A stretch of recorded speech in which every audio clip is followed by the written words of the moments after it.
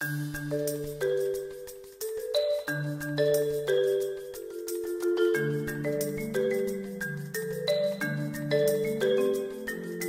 LFA-REAL is a system that is actually composed of two separate instruments.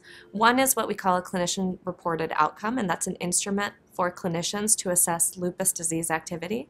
The other one is what we call a patient-reported outcome, and that's actually an instrument for patients to assess how they feel about their lupus disease activity. So the reason why we need two instruments is to paint a more complete picture of lupus disease activity, both from a clinician perspective as well as the very important patient perspective. What's unique about the LFA-REAL system is that it can be completed in a short period of time, and that's both for the clinician instrument and the patient instrument. It can also track disease activity over a period of time, and it doesn't rely on complex scoring algorithms. Generally, the current instruments are hard to score. They're not easy for other clinicians to learn.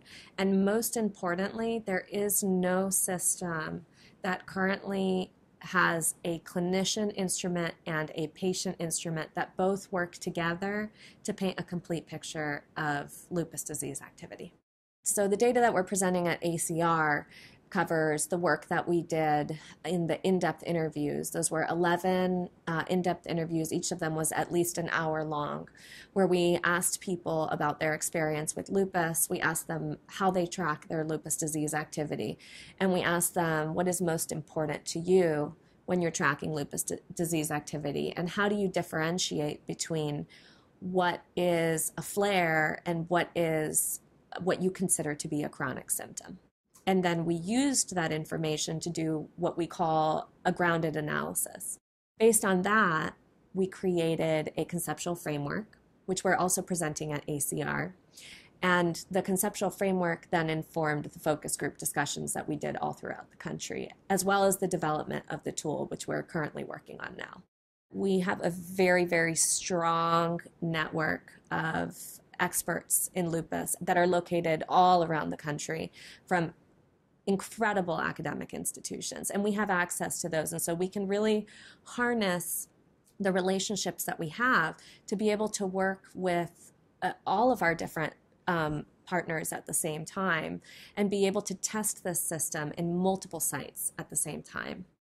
At the end of the day, the system is going to be open access. That means anybody can use it.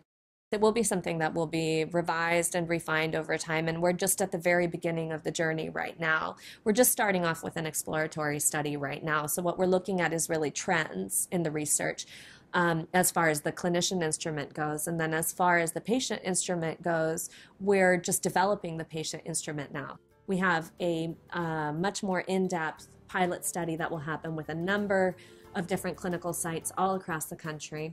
And then we have a validation study that will be a large-scale clinical validation study before we can get that out the door and get it into regular use.